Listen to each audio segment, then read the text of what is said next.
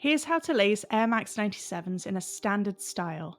We're going to start by taking our lace and we're going to feed each lace ends up through the two very bottom lace loops here, one at a time. So let's start with this lace. Wiggle it through. It can be a bit fiddly, so just remember to take your time. Don't worry about pulling that lace all the way through. Instead, go ahead and swap to the other lace end and bring it up through the little lace loop. Just feed it through. And then once you've fed it through a little way, go ahead and bring your lace ends together like this. Grab a hold of your sneakers and just pull the remainder of that lace through until it's nice and straight. And what this will mean is your laces will come out of equal length. If yours haven't, don't worry about it. Pause the video and take a moment to make sure they're equal before we carry on. Another thing to mention, if you need to play the video at a half speed, that's totally fine. Just go at whatever speed you need to suit you. These lace loops are very fiddly. Remember, there's no rush at all to keep up. Then we're going to keep a hold of this lace and we're going to take the lace end through these two tongue loops here, one at a time. Let's bring that lace end through the one, then feed it through the other, and pull it all the way through. Great. Then we're going to keep a hold of this lace and we're going to bring it up through the next lace loop. So just take your lace end through there, just wiggle it through. Looking good. Then we're going to swap back to our other lace and do the exact same. We're going to take this lace and we're going to feed it through these tongue loops, making sure that it's sitting on top of the other lace that's already there. So pull that through, feed it through the other tongue loop and pull that through. See what I mean? So it's sat on the top. It'll give you a really crisp look.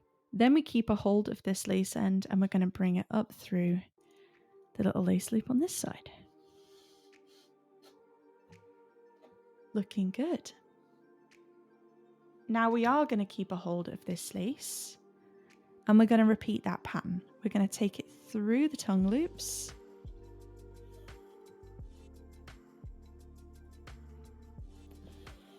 And then we're going to bring it up into the next empty lace loop here. Pulling that through. Great. Then we're going to take a hold of the other lace and repeat that, making sure it goes through the tongue loops and is sat on top of the other lace. So just pull that through the other one. Looking good. And then we're going to bring it through the next empty loop.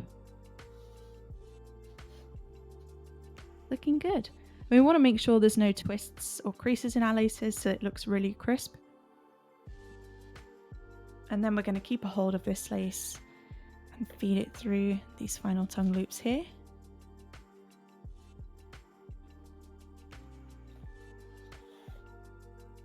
And then through the next empty lace loop. Swap back to the other lace and we're going to repeat that. We're going to bring it through those tongue loops one at a time. Again, making sure it's sat on top and following the pattern. And then up through the next empty lace loop on this side. So that's the fiddly part done.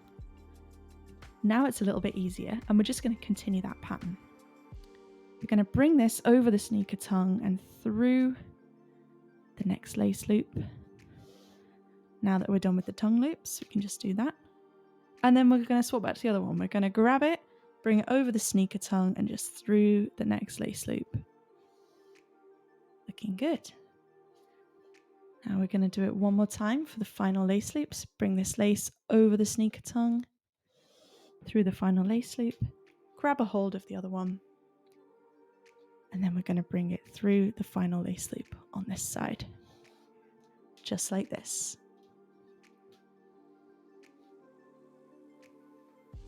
Now what we're going to do is finish off the pattern by bowing our laces. And you can either go ahead and bow your laces as normal and have them sat on top of the sneaker, like this.